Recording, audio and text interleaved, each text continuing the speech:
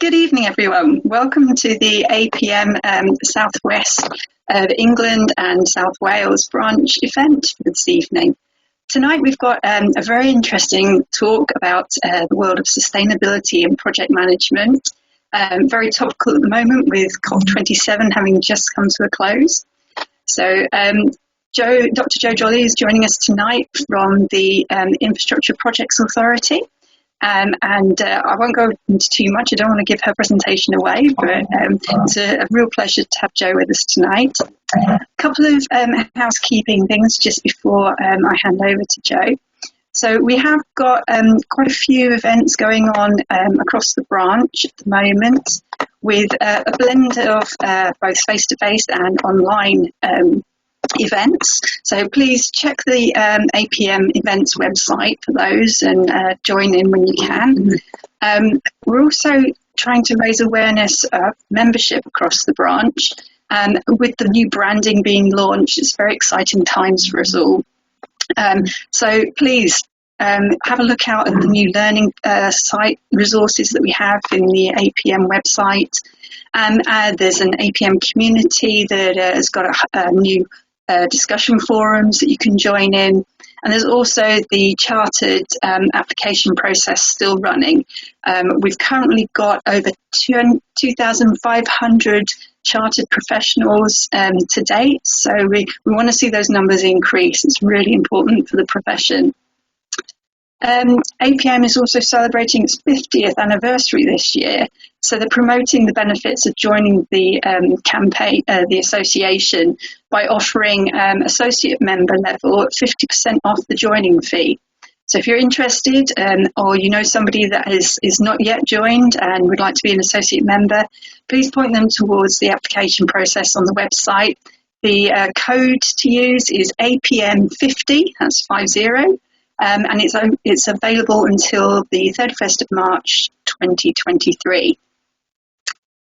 So in terms of branch events that we've got coming up, we've got a SRO, the role of the SRO, looking at the sponsorship world of projects in mid-February. Then in March, we've got a one-day seminar, which is all about how to set your projects off on the right track. With lots of speakers and refreshments included. That's going to be in Bristol. We've also got an event around AI, so looking at how new technologies and AI can help with project management and the skills that we'll need to adapt and develop to be able to keep up with the world of AI. And then in April, we've got demystifying project risk management. So Dr. David Hilson, again at Bauer, will be talking about the hints and tips for practitioners in the risk world. So without further ado, I'd now like to hand you over to Jo. Thank you, Jo. Thank you, Nina. So I'll start by saying hello to everybody. I just saw that somebody's dialing in all the way from Argentina. Incredible. So welcome to everybody. And I'm just about to start sharing my screen for the presentation. And at that point, I will also turn off my camera. But then we'll put our cameras on again at the end of the session to talk about any questions and any of your input. So here goes. So thank you, Nina, for inviting me and the APM for hosting us. It's really kind of you. And when I was thinking about the title of this presentation, I thought I'll just sort of keep it pretty, does what it says. So how can we do the best for society and the planet through project delivery? How do we create the environment for people to be at their very best so that we can do our very best through all that we do? And that's ultimately the story that I'll be describing to you and the journey that we're on, and I'd love to get your thoughts on it. So my role now, as of the 1st of October, I joined the Infrastructure and Projects Authority and I lead the Project Futures team. So the Infrastructure and Projects Authority, as you probably know, reports into Cabinet Office and Treasury. So right at the centre of government, and supports and assures and helps to transform project delivery across all of government. So prior to that, I was at the Environment Agency for 15 years and involved entirely during that time, really, in project delivery and primarily flood risk management delivery. And before that, in consultancy, and before that, probably slightly too long in academia. Thought I should get a proper job. So that's me, really. And I guess through the presentation this evening, I'll talk through the sort of journey I've been on a bit, and I'd love to hear if it resonates with you and where you are with a lot of this, with what's evolving and what's ahead of us. So if I move on to the, oh no, hang on. There we go. Move on to the next slide. Hopefully that's moved on for you and you're seeing a beautiful photo of Everest Base Camp. And the reason for putting this slide in is it's this sort of, we're in this slightly sort of almost contradictory position, aren't we? That in project delivery, my goodness, haven't we achieved a lot? And don't we continue to achieve a lot? And the most, overcome the most extraordinary challenges and deliver the most extraordinary outcomes. But let's face it, what's ahead of us is absolutely our Everest. And I'll explain the Environment Agency's journey and story at the moment, and where we've come from and where we need to go ahead.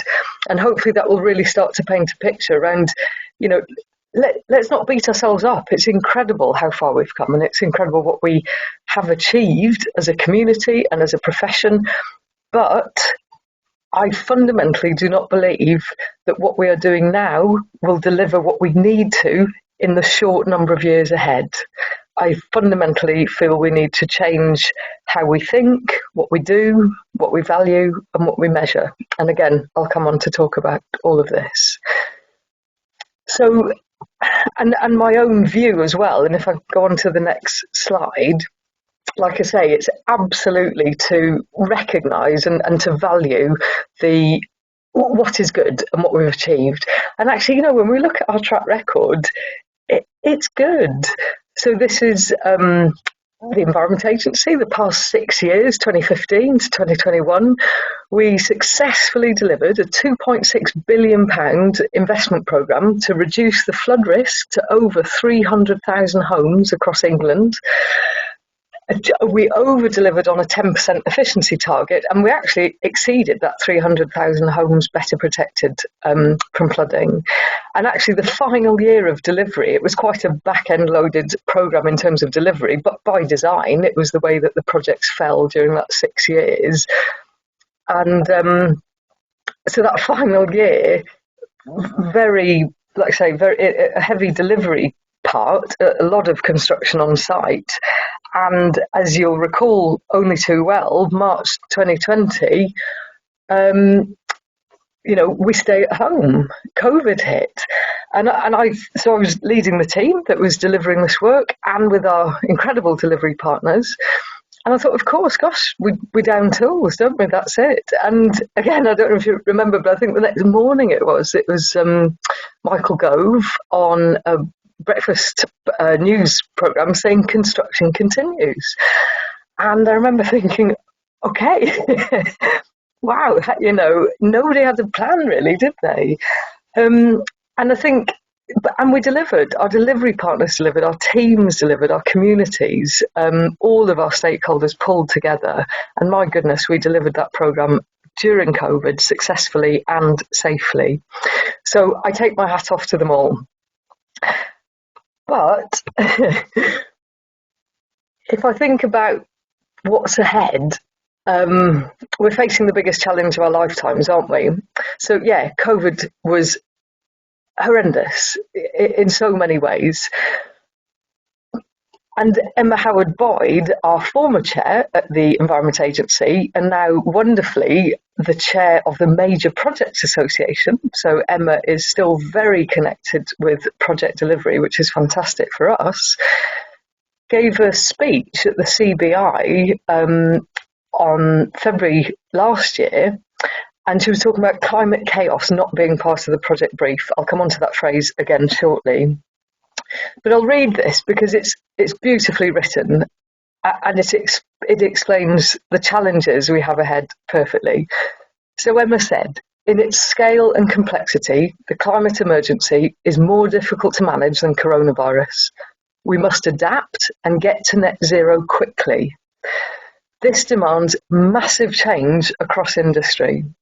The Environment Agency and our partners are working with behavioural psychologists to help us overcome the natural human barriers that get in the way, because it will expose vulnerabilities and requires courage, and it will require collaboration and trust on a scale we haven't seen. And for me, this really captures, yes, we're doing well, but somehow we have to, well, maybe I just speak for myself.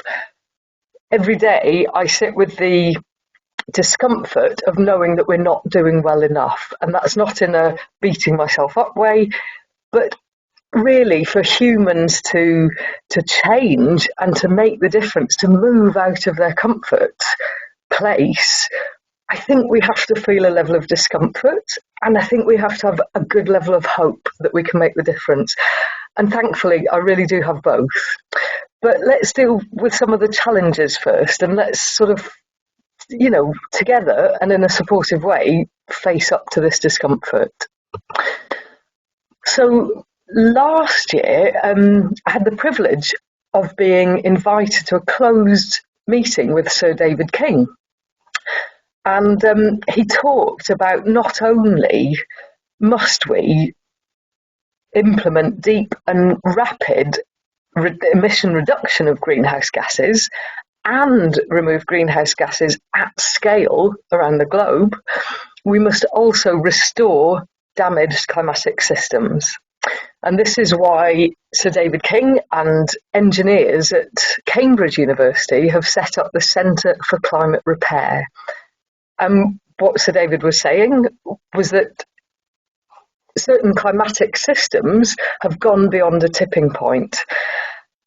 And the example he gave, and one you will of course know well, is the Arctic. So every year, more ice melts in the summer than can now refreeze in the winter because of the differential in the absorption of heat by the dark water and the reducing reflection from the ice of the shrinking ice.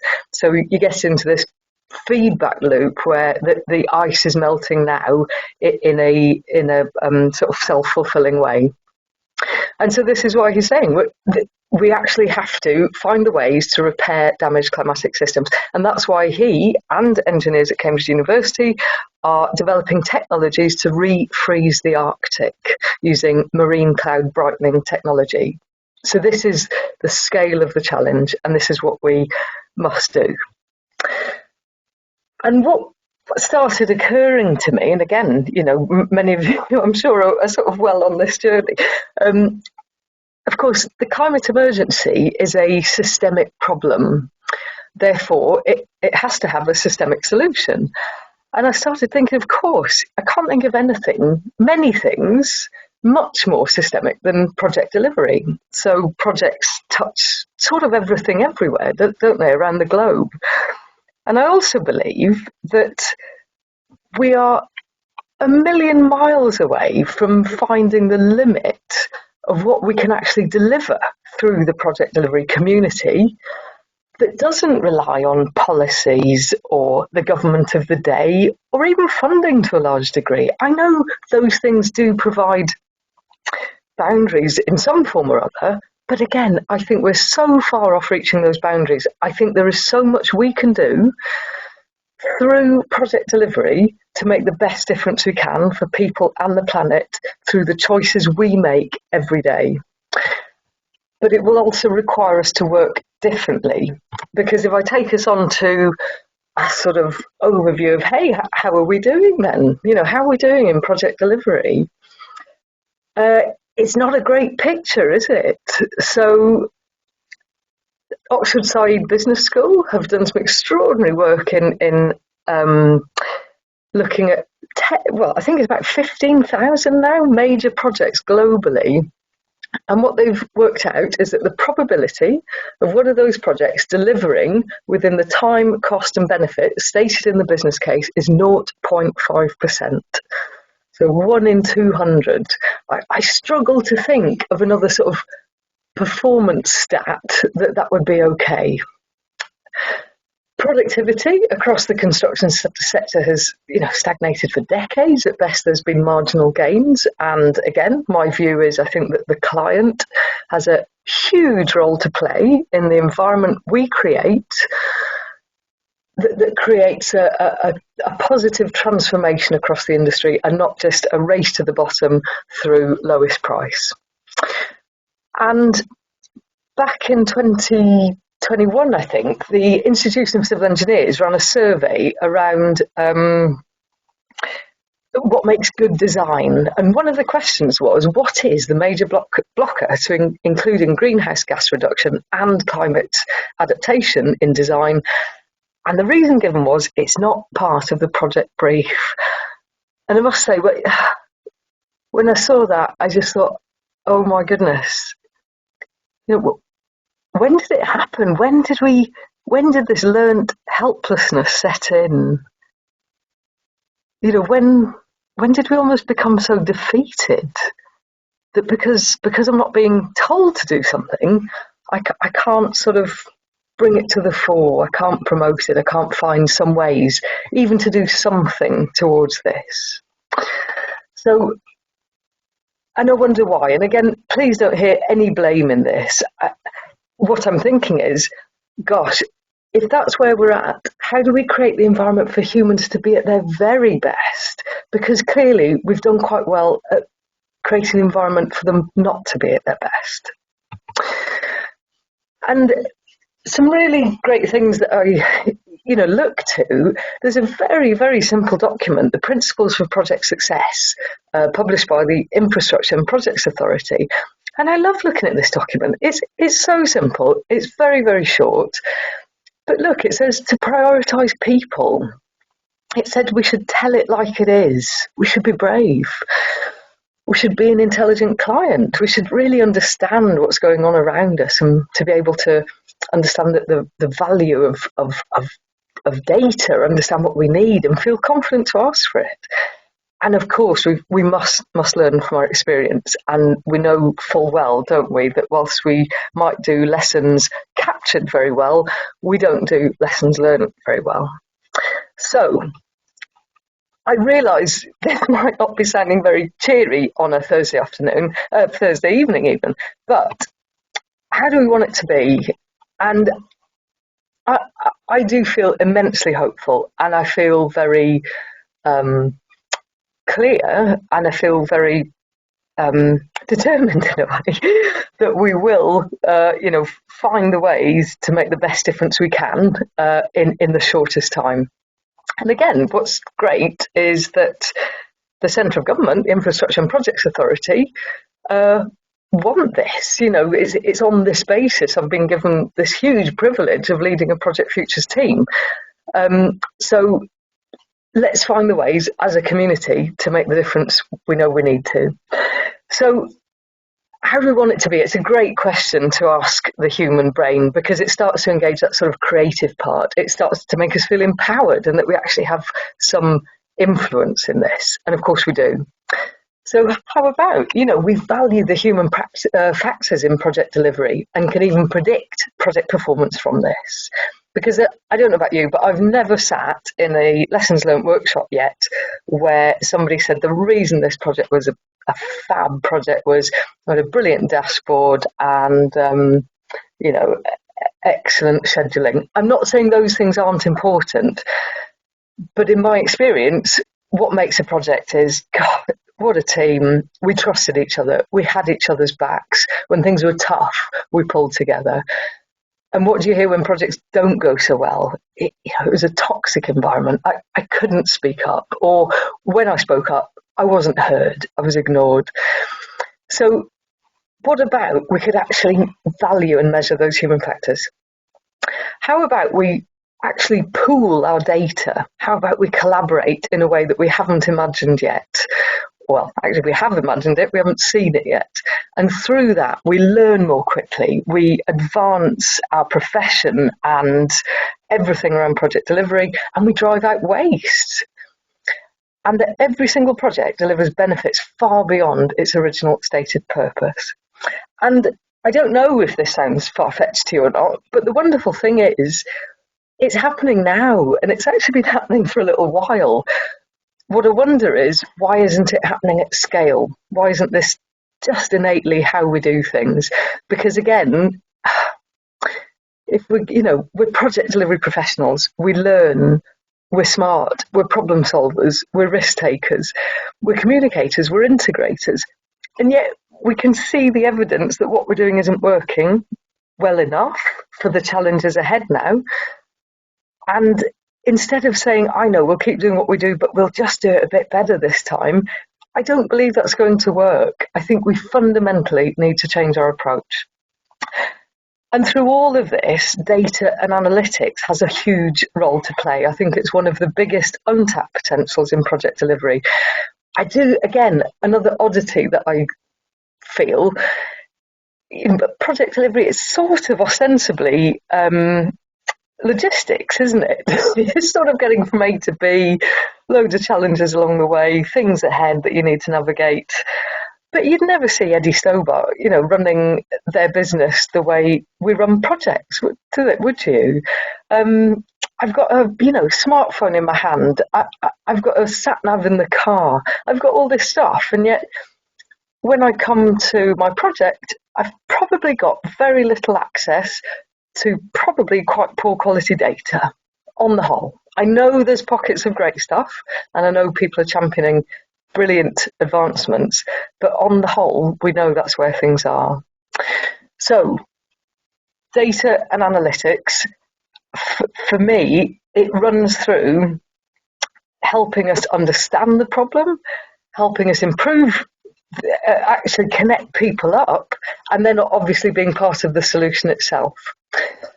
And so this is a great example around the human factors. So at the moment, we tend to measure only the sort of objective collective bit, that sort of governance, procedures, time, cost, quality. And yet again, we know that time, cost and quality, is not giving us the insights and the understanding. And also, it's a big lag indicator, isn't it? By the time you're seeing anything in time, cost and quality, the issues probably started happening months, if not longer ago. But there's all these other factors that influence project delivery, aren't there? Values, beliefs, competency, culture, values. So what about if we could get any kind of insight on those? Well, we can. These just two examples. These are things that are, publicly available, as in available on the market. Anybody could purchase their use. An app called Meeting Quality. So it's a very simple app. It's something that you take part in. Obviously, you know you're taking part in it. Project teams at the start of a progress meeting, whatever, fill in a short multi-choice question, bit of free text. Obviously, different people filling it in, project teams, stakeholders, delivery partners. So you get the view from different perceptions, but then the AI that runs across it, you start to get sentiment analysis from it. How are people feeling? And the case study that I saw showed that the project team was staying really optimistic, but their energy was beginning to fall off. So that could be, an indicator that something is beginning to go a bit wrong. The project team are still determined to deliver it, but they're beginning to burn out. So that sort of divergence in those two factors could be a really good indicator for a project sponsor to say, hey, is there something going on? What do you think's happening? Can I help? What help do you need? Innovisor, a Danish company that's been going for, I think, about 15 years now. What they've recognised is that in any organisation or group, it's 3% of that group that shape the perceptions of 90% of the group. And that's pretty much a given in any group size. And they've tested this across organisations, all sorts of shapes and sizes globally. And again, we find this by a very sort of, a survey that's designed by the company. It's all online. And then the AI that runs across it, you can find this 3% of people. And it's not, I hate to say it, but it's not the hierarchy. So it's the people that people go to. Sometimes the more, perhaps the more introverted thinkers, perhaps the slightly quieter people, whatever. But it's the people that people trust to go to understand, what's going on around here. And actually, if you don't know who that 3% of people are and you're not engaging with them in a change program, say, your change program effectiveness is going to be fundamentally limited. So there's many, many things. But what I'm saying here is data and analytics to understand human qualities and human emotions even. So why wouldn't we? And I'd really love to find opportunities, projects to pilot this. Let's see. Perhaps these start to become better measures than time, cost and quality. Hold that thought. So let's move on. Pooling data. So the Project Data Analytics Task Force is something that I was a founding member of about 2 or 3 years ago. Andy Murray is a member, and many others. Please do look it up, and please do get involved if you're keen to.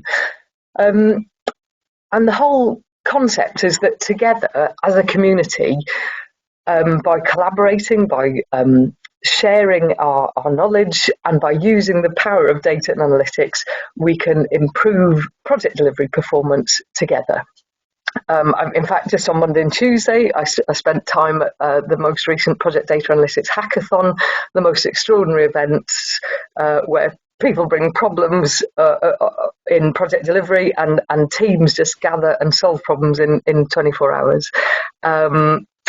Because they can, because they want to. And there were 330 people there, incredible stuff going on. HS2 brought a challenge. It was all about how we integrate weather data with program data, because a lot of their program either uses cranes and drones or, heat exhaustion over the summer, So how do we marry up that data better so that we can forecast programs better based on weather and become more efficient and effective and safer, importantly?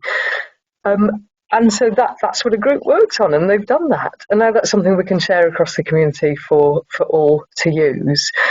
So this is the power of the community. This is the power of sharing and pooling data, obviously in a safe way, that data is protected as it should be. But just why wouldn't we? Why wouldn't we deliver that change? And I think fundamentally linked to this point is the skills and the capability that we need in order to be able to do this. So, I don't think it's even a skill of the future. I think, again, we're massively lagging behind. That I believe a core skill of all project delivery professionals at all levels need to have some fundamental understanding to all the way to some real deep expertise in project data analytics. So this isn't data analyst purely. This is the sort of marriage somewhere of project delivery and the power of data and analytics, getting project delivery more data driven. And how we do that. And again, there's fantastic apprenticeships. There's all sorts of ways to be getting involved and basically skilling ourselves up around this essential skill that will unlock and enable everything that I'm talking about. So then what about every single project delivers benefits far beyond its original stated goals? Well, that's exactly what the Boston Barrier Flood Risk Management Scheme demonstrated they did. So what this project, a superb engineering feat in itself, £50 million project, better protecting the town of Boston in Lincolnshire from coastal flooding. But what the project team did at the end of the project, actually, it wasn't done in advance, was they looked back and said, well, as well as the benefits of the scheme that were in the business case, what other benefits did we deliver against the UN Sustainable Development Goals? And so these sort of dots that are in the middle are the benefits that the project contributed to, that they recognise. So half of the design team was female. So great, we've contributed to gender equality. Bam Nuttall, our construction partners, employed people within a 50-mile radius of Boston. Great. Boston is actually a relatively deprived part of the UK, and so that helps to contribute to more sustainable communities. And all of these things were recognised in retrospect. So what if every single project at the start thinks, where are our opportunities simply through the choices we make? So none of those things cost more, they were just good choices. How can we maximise our contribution to the UN SDGs? And sort of, why wouldn't we? Why wouldn't we? Again, back to that, it's not part of the brief. Nobody has to tell us to. We just do it because it's a good thing to do. And it will make the world better. And again, I don't know how much better, but why wouldn't we just make it better? And actually joining this back up to what I was saying earlier about data and analytics and hackathons. So we actually took this challenge to a hackathon about 6 months ago now at the Environment Agency. So we said, we want to record our benefits against the UN SDGs. And so a team congregated around it, and we've developed a very simple app that you map your benefits against the UN SDGs at the start of the project. And of course, you record them then throughout the project lifetime. But the great thing is then we can open source this app. We can make it available for anybody to use. Obviously you need, it's built on Microsoft platforms, so you need access to at least that. But many people do, many companies do. But then you can use that app, and then we can start sharing across the community, can't we? We can see, oh, I see, half your design team was female. Well, I could do that on my project. Or, there's a great idea to contribute towards no poverty. I wonder how I could do that on my project. And we can start just to share across the community. So, this is sounding all pretty good, isn't it? And I think this is where I bring this on to the sort of Everest that's ahead, really. So at the Environment Agency, as in recognition of the organisation's ability in delivery and exceptional track record in delivery, we were awarded 5.2 billion as the next 6-year programme from 21 to 27. Better protecting this time more than 300,000 properties from flooding. And our brilliant chair and chief exec, some now former, Sir James Bevan and Emma Howard-Boyd, made the bold and brilliant commitment that we would be net zero by 2030. And for that, I will always admire them, amongst other things.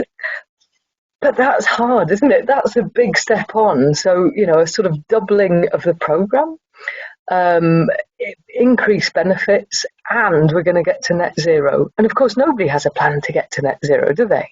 We're all on that journey. We're all finding the way. But if everyone, but we're all still finding those ways, aren't we? But the journey that we were on was in April 2019, we'd launched a new collaborative delivery framework. So our new commercial model was all built around collaboration.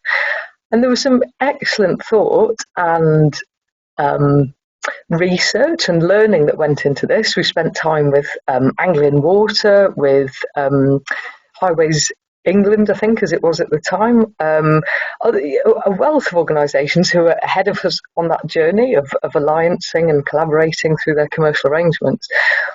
And we developed the commercial approach that was right for us at the Environment Agency based on our level of maturity of delivery and what would fit the type of programme that we are delivering. And also we started to work with behavioural psychologists. They helped us to develop these collaborative behaviours, and in fact the tendering of the framework was, this was a big or a factor certainly in the in the awarding of the contracts themselves, of the frameworks themselves. And so, things are looking pretty good, aren't they? But actually, and I think this is where, and we're certainly not alone in this journey, when we spoke to Anglian Water, their first few years of alliancing, even longer maybe, that they've spoken very openly about just how hard it is and what a big culture change it is. I suppose I want to share with you now the journey we've been on at the Environment Agency and some of the profound learning I've taken from that. And I hope that you can take that away with you and find it of benefit in the work that you do.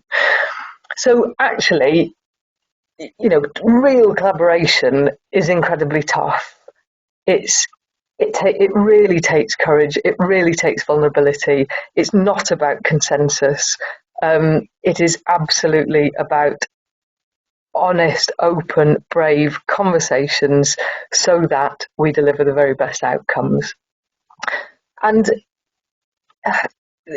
one of the big changes that changed commercially on the framework is we used to tender the projects, mini tenders against the framework, and then we took away that tendering in the collaborative delivery framework.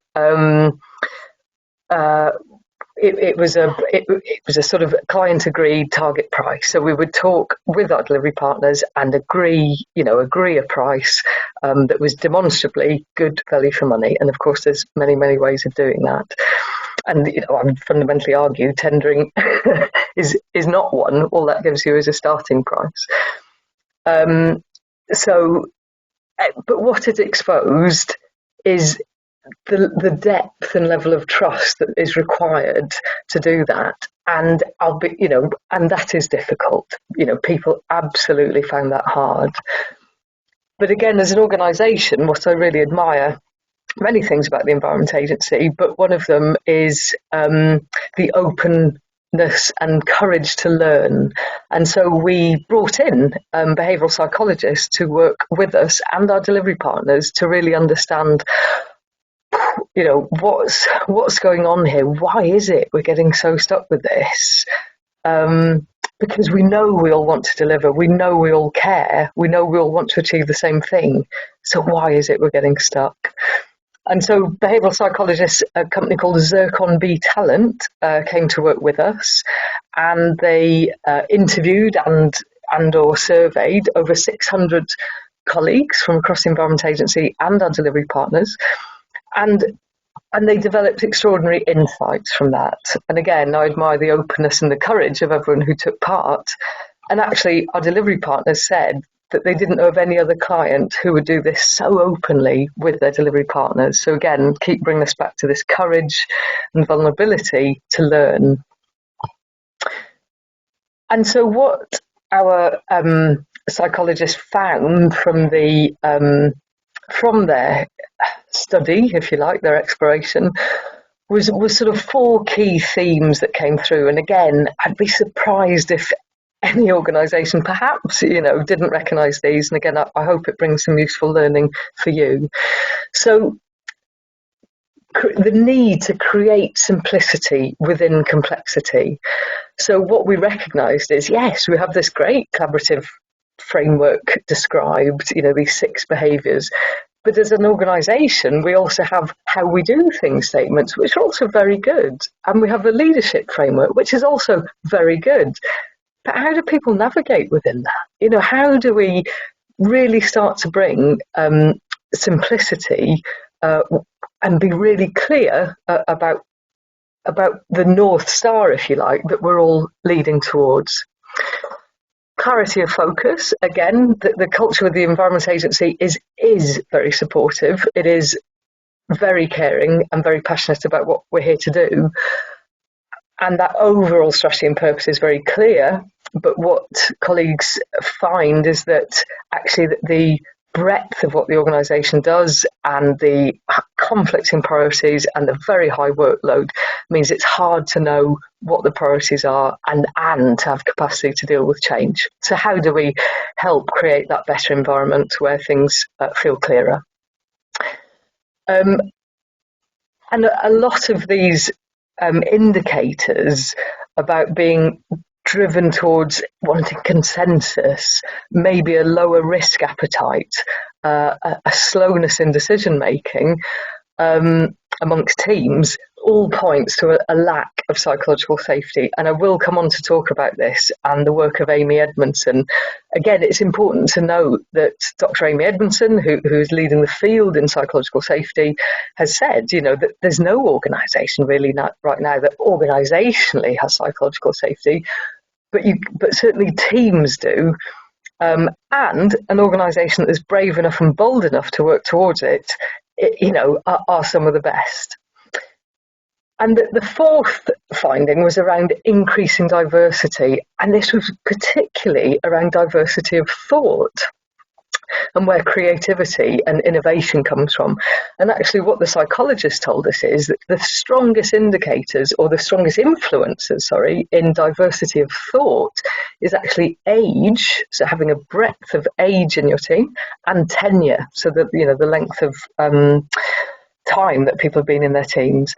And actually at the Environment Agency, because it's so caring and because it's such a passionate organisation, people stay there a long time, and the average tenure is 17 years. So whilst that has great strengths, it also brings with it, weaknesses and risks in how we bring around change, how we adapt, and how we think differently. So these were extraordinarily clear and helpful findings.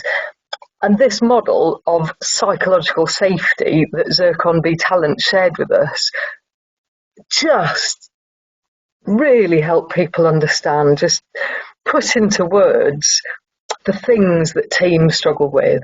So down the left-hand side, a psychologically safe team. These are the things you see in those kind of teams. Psychologically unsafe teams down the right-hand side. And when I look at it, nice all the time and avoiding failure and deferring to leadership, they're not, of course I respect my leadership, of course I respect the hierarchy, but it's when does it go to the unhealthy part of that? And what is our awareness around it, and how do we move more towards the left-hand side and help each other on that journey? And the Environment Agency is certainly not alone in looking at this, but I would say it's one of the few organisations that I know of, certainly, that is, certainly across government. But this document that was published recently by the MOD, again, psychological safety in MOD major projects, I'd really recommend downloading it. It's on the gov.uk website. Fantastic document, fantastic work. And this quote from Amy Edmondson, just reminding us that whilst this is so important for human health and well-being and our ability to prosper, it has a real business and outcomes benefit. And actually the work that Amy Edmondson studied early on, so her book, The Fearless Organisation, again, I'd encourage anyone to read that book to understand this world or this field, so much better. But what she recognised in a hospital she was studying was that the hospital team that was reporting the most mistakes actually had the lowest mortality rate in their patients. And she thought, hang on, I must got this wrong. That doesn't make sense, does it? And then, of course, she started recognising the team that feels safe to report the mistakes and to learn and to implement improvements. Of course, they're the highest performing. They are the highest performing hospital team, and the patients have the best outcomes. So bringing us back to how do we create the environment for humans to be at their very best? How do we, as project delivery professionals, make every day and every pound count towards delivering the best outcomes on our projects and the best outcomes towards those UN Sustainable Development Goals, and really thinking about the system that we work within? And in order to do that, of course, we have to create the environment for the human to be at their very best. So let's do that by releasing humans from the mundane and the repetitive. We can automate that. machines do that so much better. Let's also not do the things that we're innately not good at. So that's lessons learned. It's risk management. It's forecasting. Machines can do that so much better. So let's get machines involved in it. Not designing out the human by any stretch, but we know we've got a resource shortage. We know we're struggling for capacity. So let's release ourselves from what we're not great at. Let's release ourselves from what we don't need to do. And let's create the environment, the psychologically safe environment for humans to perform at their very best. And let's collaborate on a scale we haven't yet imagined. And again, that's where data and analytics allow us to connect up in a way that we are currently not doing at the moment. And again, that's something I can talk about another day, but please, if you want to learn more about that, please do get in touch with me and the Data Analytics Task Force in how we are enabling that community to connect. So the last couple of slides that I wanted just to finish on, if that's okay, and I must keep some time for questions, so 2 more minutes, hopefully. I was thinking about sort of how this the importance of the environment that we create and the complexity of the world around us, and why the way that we're working now, broadly working now, I fundamentally don't believe is fit for purpose anymore, and how our mindset and the environment we create fundamentally needs to shift. And we have to be cognizant of how the world has changed. Project delivery, broadly as we do it now, was designed decades ago. I would really love to know, how we would design it now from a blank sheet of paper, knowing what we know now about data with the technology we have, even understanding what we know about psychology now and the way the human behaves. How would we design it now? And we have to understand the world we're living in and design something that fits well within it. And during lockdown, actually, at the Environment Agency, we talked a bit about VUCA, the volatility, uncertainty, complexity, ambiguity. And it helped us to just understand a bit better. So, this world, lockdown, what's this hit us? And the great thing is there's antidotes to it. There's things that we can focus on. And when I was looking at the antidotes to this, that VUCA model is now about 30 years old. And the antidotes to it, broadly, to me, it's almost about how much, what can we actually pin down almost? So it's, aligning activities, structure the team, communicate your vision, know the strengths of team members, but understand. Can we understand? I question that now. And formulate your messages. There's something about the sort of understand, describe what you can almost. And I just question whether this has gone. The world has gone beyond even this now. And a friend, fabulous Crystal Moore, introduced me to this BANI model. I don't know if it's something you've heard of. I think itself is even a few years old now. But it describes, it's the updated version of VUCA, and it's a take on what the world is today. So it's brittle. There's a lack of stability. So things that we thought were firm and solid are sort of susceptible to sudden and catastrophic failures. And we see that, don't we, in the climate emergency. Anxiety, aren't we all, feeling a lot of anxiety? And my goodness, social media doesn't do much to help us with that. Things are non-linear. So, and again, we see it in the climate emergency, that there's a temperature beyond which humans can't survive. There's a drought beyond which plants suddenly die. That there are things that we can cope with for a while and then suddenly we can't. So again, this really starts to describe the impact of the climate emergency. And actually, the word here is incomprehensible. So things are extremely difficult, if not impossible, to understand. And then when you look at the antidotes to this, I think this is, for me, where it comes back to the importance of creating the environment for success, the focus on people. Because the antidotes are about resilience, it's about empathy, it's about adaptivity, and it's about intuition.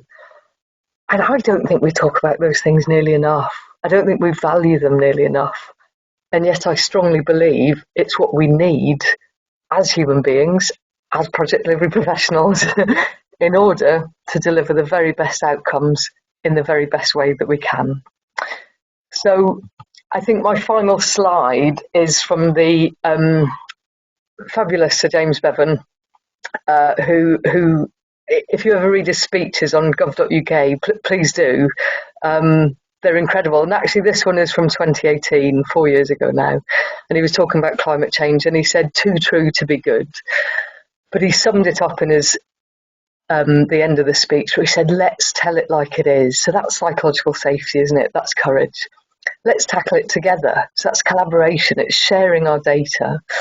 And let's redouble our efforts. And that's what I'm calling for now. Let's really make the best difference we can every day through the work we do. And let's support each other on that journey. And if anybody wants to get in touch with me and find the ways to explore this more, then please do. So thank you so much for bearing with me and listening. I hope some of that made sense. And if you do have any questions, I'd love to hear them. Thank you, Jo. It was very insightful and thought-provoking presentation there. We have got a couple of questions in the chat. So first one is from Asuk saying, taking the devil's advocate position, we talked about climate change and the level of discomfort, but what does that actually mean? And, how do we know where to put our focus? Because temperature can kill, but it can also be good. So sorry, can you start that question again? I think it sounds like an amazing one, but I sort of missed it. I haven't got the thread, sorry. So thinking about the climate change crisis that we're facing, Yes. How do we know where to put our focus? Because, the level of discomfort can mean different things to different people and different situations. Temperature getting warmer can be good for one thing, but not for others. So how do we narrow that down to where we should be focusing? Yeah, I think there'll be lots of million-dollar questions in this, and I love the insight of it. So my view is sort of nobody knows, do they? Nobody knows. There was a brilliant McKinsey report published in June 21, I think, and I can dig out the reference after this, but it talks about, the climate emergency, it's systemic. So, what happens in one part of the world influences someone else on the other side of the world. It's non-linear, like I said, so it's very unpredictable when things, they change gradually then suddenly. It's regressive, so it divides divides the wedge and the injustice between the poorest and the richest ever wider, and it's time limited for us to respond, and we are fundamentally underprepared. So this is, a problem that we sort of can't comprehend, I'd almost say. Now, I don't profess to be an expert, but I don't hear anybody with, here's the answer. But I think some of the things we start seeing and have already is, I think it was back in 2017, there's a Puerto Rican storms that wiped. So, our whole global supply chain is built on just-in-time maximum profits, isn't it? Not maximum resilience, and certainly not resilience to climatic shocks. So, Puerto Rican storms back in 2017 knocked out some major manufacturing sites that supplied very basic medical supplies, saline and other things, to the US. So loads of routine medical operations had to be cancelled. So, and likewise, Sir David King talks about, in a short number of decades, won't be long at all in many of our lifetimes, sea level is forecast to rise to the point where it will flood the Mekong Peninsula. And, So one inundation of seawater will wipe out the rice growing in that area.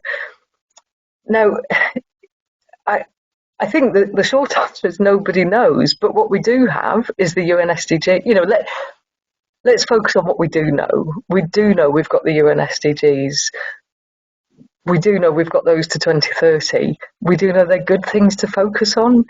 And I think I'm just in the place where, because I can't answer all those questions, I'm not going to try and find the answers to them all. Again, it's back to this sort of banny, isn't it? It's incomprehensible. But if I sit here trying to work it out and develop a roadmap, well, that'll take me the rest of my life anyway, and the world's on fire. So I think we just have to make our choices, but mine is do the best we can every day towards the UN SDGs. I think that's a good North Star to work towards. Yeah. Thank you, Jo. Yeah, so it's kind of focus on what you know now and just build on it from there. I think so. And then, the power of data and analytics to connect the community. So we learn quickly. So the fabulous Jo Stamford at the NHS Project Delivery, Project Futures, led me towards a gentleman called Eddie Obeng, and 8 years ago he talked about a TED talk called The World After Midnight, and what he talks about is the rate of change of the world has gone exponential, and our rate of learning, our way of learning has not changed. So we're not learning quickly enough to keep up with the rate of change in the world, and this is his world after midnight. And so it's how do we connect up the community to learn more quickly, because the way we've developed learning and knowledge development isn't quick enough anymore. It's not fit for purpose anymore. Yes, thank you. I've got a question here from Martina about the commercial process that you've done. So she says you mentioned that you've done away with the mini tendering and now use a delivery approach. But how do you ensure value for money and that you're getting the best goods and services? Yeah, well, great question. And I'd also say, how does tendering prove value for money? And it's a bit of a grumble of mine. All you get is a starting price, isn't it? All you get is a starting price. I don't see how it, demonstrates value for money at all. And you can game it and all sorts of things. So if there was a panacea in proving value for money, we'd all be doing it, wouldn't we? And actually, so it's, our collaborative delivery framework is completely open book. It's far more open and transparent than tendering ever was. We've got benchmarking data, we've got a cost database, we've got, ways that we can check this just in the way that you would in a tender anyway, but it's actually far more open and transparent. So, a massive step forward in truly understanding value for money, not just agreeing a starting price. Thank you. Yeah, it's the journey, not just the starting point. Yeah. Well, I never see many, we get a tender price. Who looks at the outturn price? And was that value for money?